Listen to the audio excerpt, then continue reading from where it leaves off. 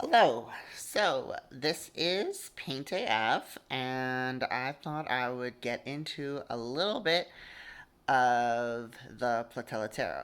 So, the Platella Tarot is going to be launched with a crowd sale starting on March 22nd until April 12th. And so, the more people who choose to buy during that time, the lower the price will go. For every 10 people who decide to buy the deck, the price will go down because the game crafter will be able to offer a bulk discount as they're making it. And so I thought I would explain a little bit about one of the spreads that comes with the Platella Tarot. So normally there's different spreads that people commonly do, signifying different things. And this is a very personal deck, based off of my own body and healing and my own personal spiritual journey through life. And so it's a little bit of an expose on myself here, too. But I thought that I would just explain a little bit how you can work with this spread.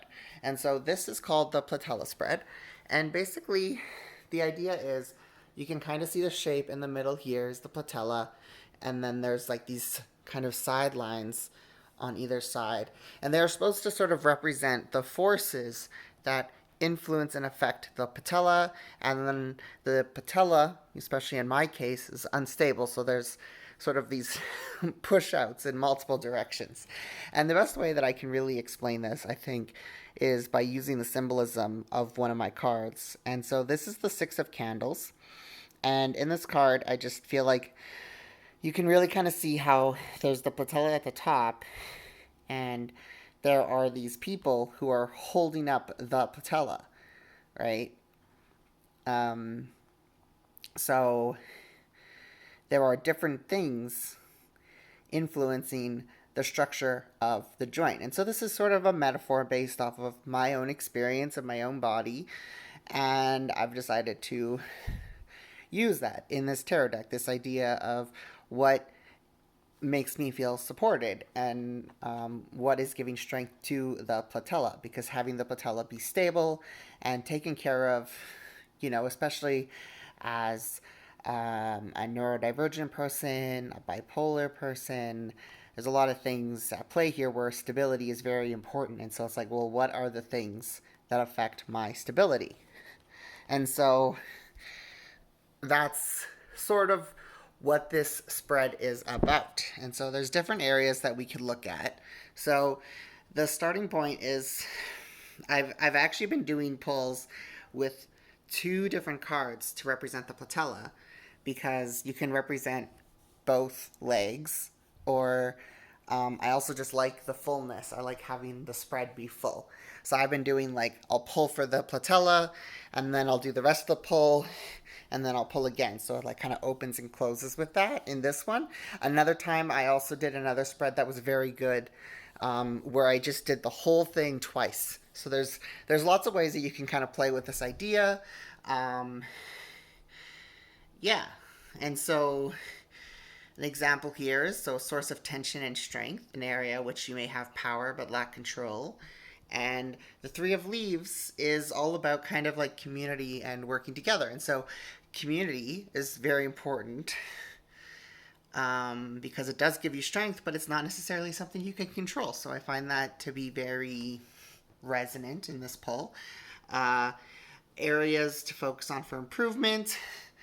I pulled the bridge reversed, and the bridge is my version of the Hierophant or Hierophant, and that's sort of representative of like a spiritual role where we're communicating across realms. And so for me, this is very body oriented as well. The signifier that came up is persistence, and that is also has very strong body based symbolism.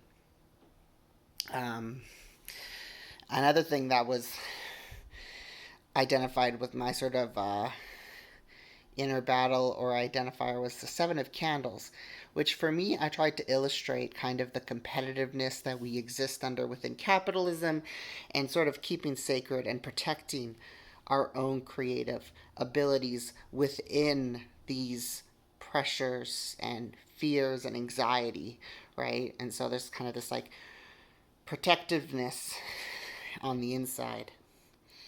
Um, and so to me, that, right, like this kind of sort of fear and anxiety around creation is a very strong theme in my life, as well as, um, you know, struggling to be determined and stick to my projects and my ideals. And this also comes through here when at the bottom here, things to be aware of, constant awareness.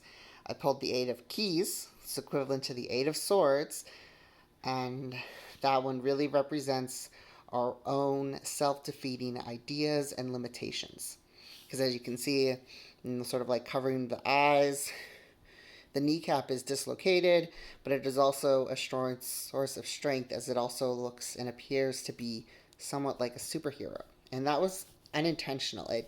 It was literally an accident that that's how the kneecap ended up looking in this card, but I was really pleased with how that turned out because sometimes what people perceive as weaknesses and what we think are our weaknesses are actually things that give us perspective and strength.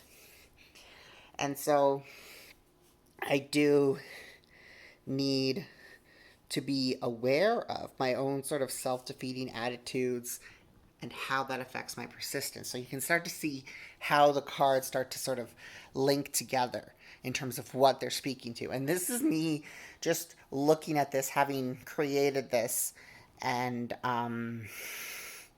without needing to go through any guidebooks about it at this point, because I'm fairly familiar with my own symbology, and my hope too is that other people will find this symbolism fairly easy to relate to and understand if you relate it to sort of personal narratives or not. And then sort of another thing here is like present footing.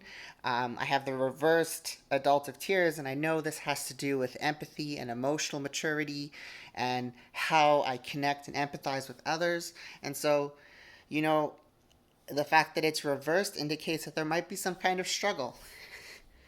Um, right? And that also links back up here to the areas to focus on is like the bridge. Like, how do I communicate? How do I bring my ideas from here to there? So those two both come up in that way, and that probably also is related to the anxiety around creation. Um, and so looking at some of the middle cards now, the direction of fall, this one is a glimmer into the future without divination or accepting it as inevitable. So I didn't want to go too heavy into divination with this deck. This is more of a deck for checking in with yourself and just sort of gaining insight on what you might need for whatever challenges you might face, but not specifically asking like what's going to happen, because I do believe that divination is a very specific type of practice. I don't like to engage in it.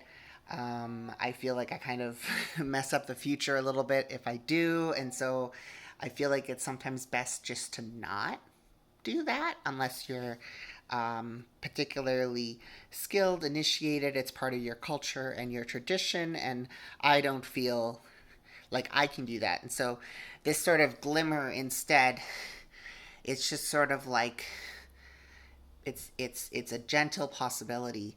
And I pulled the Mistress, which is supposed to be symbolic of the High Priestess, which is very representative of sort of intuitive knowledge and becoming more in sync with yourself. So there's a potential for a lot of growth. So I see this holding very delicately, like a lot of my anxieties, especially around creating and releasing something so intimate. And then the sort of the whims, lessons, or areas which may require your attention. I got the Ace of Candles, which is all about sort of that spark of inspiration, And that is also reversed. And so to me, seeing that reverse makes me think, okay, well, maybe I have to remember that just because I have an idea doesn't mean it's a good idea. And I think that that's just a reminder to um, practice more diligence, start to practice more diligence, and to be cautious in how I approach things and to be more thoughtful.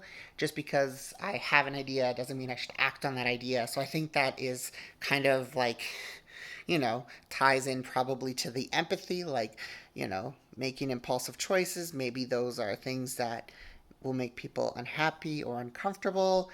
And I need to find a way to sort of tend to myself, stay true to my visions, and not become too overwhelmed, but also, be able to work within community. There's a lot going on here. And so I just sort of wanted to show what this spread is like, the kind of information you can gather from a spread like this. And so this is the most intensive spread of the spreads that I have with the Patella Tarot. I have these other placement cards.